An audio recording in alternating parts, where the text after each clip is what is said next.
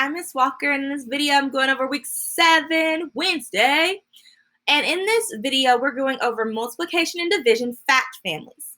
So we know that multiplication and division are inverse operations. That means they are the opposite. And we can use a multiplication problem to solve the division problem, or we can use division to solve multiplication because they are in the same fact family.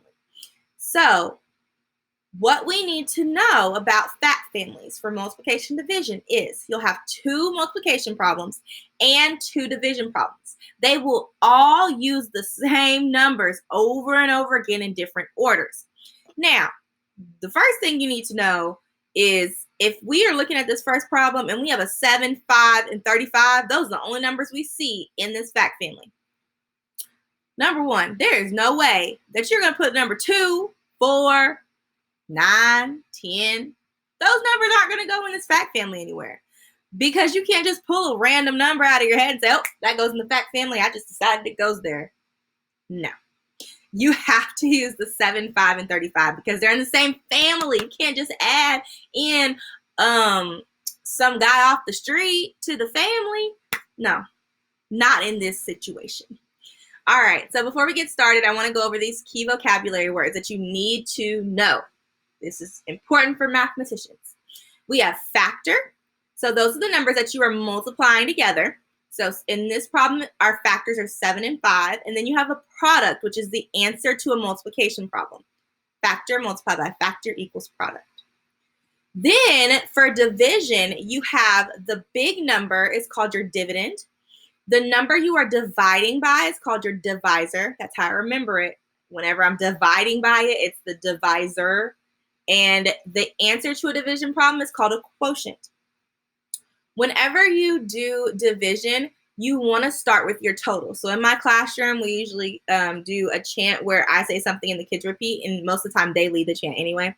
But it goes, division, and the kids go, division. We know the total.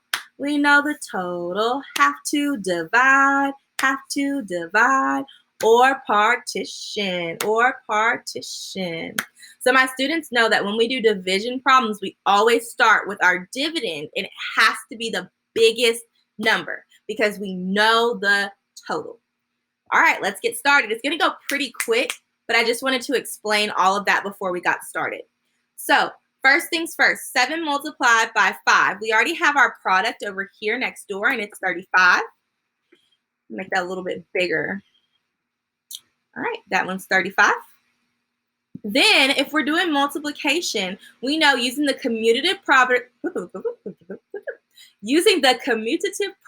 of multiplication, we know that these factors can be in any order. So this one was 7 times 5, so I know I've got to do 5 times 7 to get 35. I'm actually going to do this in red so that I can see the difference in the numbers.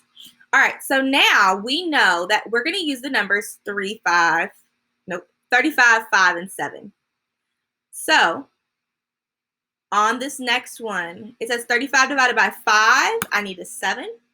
And on the last one, I always know with division, I start with my biggest number. So my dividend is going to be 35. Moving on to the next one. Ooh, what if I put that in purple? Let's do that. Ooh, we have my favorite little chant that we do for multiplication. We have 6, 8, and 48.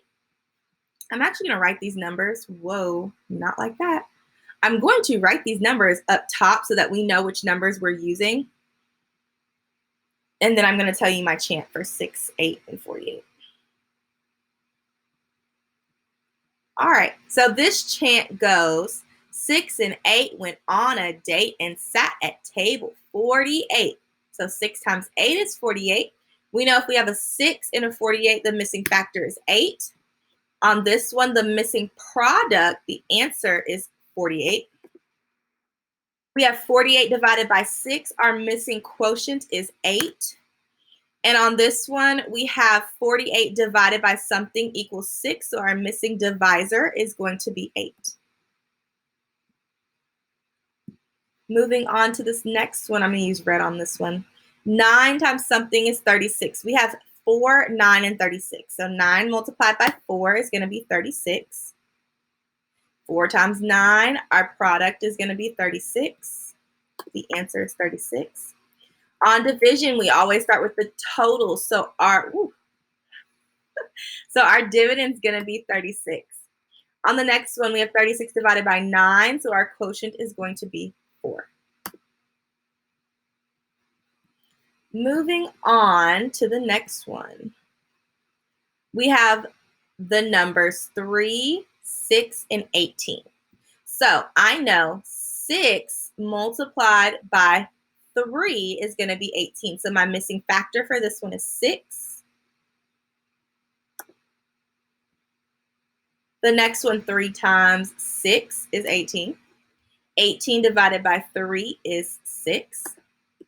And on the last one, when we do division, we start with our total. And so our dividend is going to be 18. On this next one, we have 9 times 7 is 63. So I'm going to put 63 in this blank for my product. I'm missing factor on this one. I have 7 times something. I know my missing factor is 9. On this one, I know that my dividend is going to be 63 because with division, I always start with my total. And on the last one, my missing quotient is going to be 7. Moving on to the next one, I have, let's see if yellow shows up. I have 5, 2, and 10. Well, that's easy because I know my 5s and I know my 2s. So here we go. I know my missing factor is 5. Whoa, we're not going to use that. We're going to use orange. It's 5. My missing product is 10.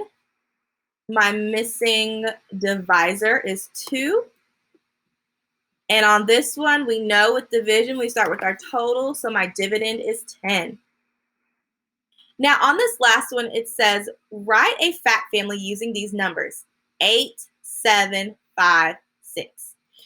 So the way I remember this one, just because it makes sense to me, is it sounds like it's going in numerical order if you start with the 56 for division. So I always start with the 56 and I say 5, 6.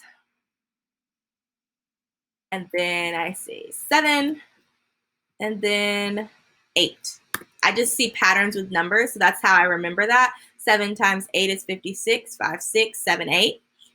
I don't know why, but that's always how I've done it. But with division, we do start with the bigger number, which is going to be our dividend. So our dividend is going to be 56. And on this one, I had my quotient be 8. So now my divisor is going to be 8.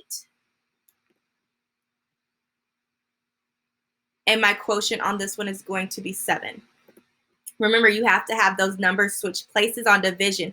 Just your divisor and quotient switch places in division. Your dividend stays the same because you always want to start with that total, that big number. All right, moving on to the multiplication part of it. We are going to start with 8 multiplied by 7. You could do, whoa, I don't know what just happened. I'm going to start with 8 multiplied by 7 equals 56. My two factors are 8 and 7. My product is 56. Now, remember with multiplication, you're going to move your factors around.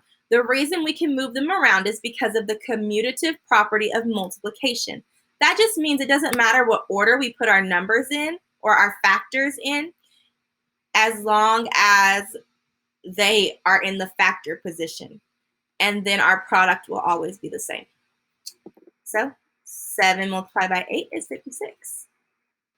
That is the end of the video. If you have any questions, please feel free to message me, message your teacher, reach out. We're here to help you. I hope that you enjoyed this video. Have a great rest of your day. See ya.